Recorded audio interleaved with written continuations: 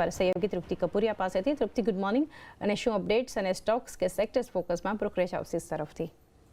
Good morning ચાંદની. આજે આપણે શરૂઆત શેર્સથી જ કરશું. તો શેર્સ પર આજે બ્રોકરેજ રિપોર્ટ આવ્યા છે તે રિઝલ્ટ્સ લઈને ખાસ આવી રહ્યા છે. તો ટાઇટનના જે પરિણામ જાહેર થયા તેના બાદ CLSએ પોતાનો રિપોર્ટ જાહેર કર્યો છે. તેમણે ખરીદારીની સલાહ આપી છે અને લક્ષ્યાંક તેમને ₹4,494 પ્રતિ શેર આપ્યા છે. તેમના મતે તેમની બ્રાન્ડ તનિષ્કની જે કિંમત સાથે તેમાં મેકિંગ ચાર્જિસ સ્કેલ છે તેઓ બનાવી રહ્યા છે તેના પર ખાસ ફોકસ છે. સાથે તનિષ્કનું ડિઝાઇન્સ, કન્ઝ્યુમર ટ્રસ્ટ અને કસ્ટમર સર્વિસ પર ખાસ ફોકસ છે.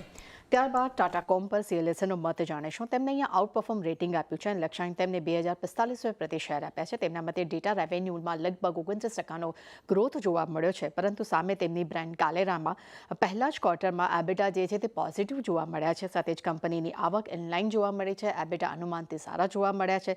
સાથે તેમનો ડિજિટલ પોર્ટફોલિયો સર્વિસ પણ ખૂબ જ મજબૂત ગ્રોથ ત્યાં જોવા મળ્યો છે અને એન્ટરપ્રાઇઝિસ ડેટા ગ્રોથ પણ મજબૂત જોવા મળ્યો છે. ત્યારબાદ ICICI પ્રો લાઈફ પર CLSનો મત આવ્યો છે. તેમને ખરીદારીની સલાહ આપી છે અને લક્ષ્યાંક તેમને ઘટાડ્યા છે. તેમને ઘટાડીને ₹630 પ્રતિ શેર કર્યા છે. તેમના મતે 9th મંથ FY24 માટે માર્જિનમાં ઘટાડો જોવા મળ્યો છે, પરંતુ સામે FY24 માટે EPE જે છે તે 2% પર રહેવાના તેમને લક્ષ્યાંક આપ્યા છે. ત્યાં જ HDFC બેંક પર CLSએ ખરીદારીની સલાહ આપી છે. અહીંયા લક્ષ્યાંક તેમને ₹2,025 પ્રતિ શેર આપ્યા છે. તેમના મતે Q3ના પરિણામથી 20થી વધુ જે કસ્ટમર્સ છે તેમની સાથે હવે બેંક સંપર્ક કરી રહી છે, પરંતુ જે પરિણામ આવ્યા તેનું સ્થાનિક ગ્રાહકોને ખાસ પસંદ નથી આવ્યા અને તેઓ પરિણામથી તેઓ નાખુશ રહ્યા છે. પરંતુ સામે NIM અને ડિપોઝિટને લઈને હાલમાં પણ ચિંતા વધી રહી છે.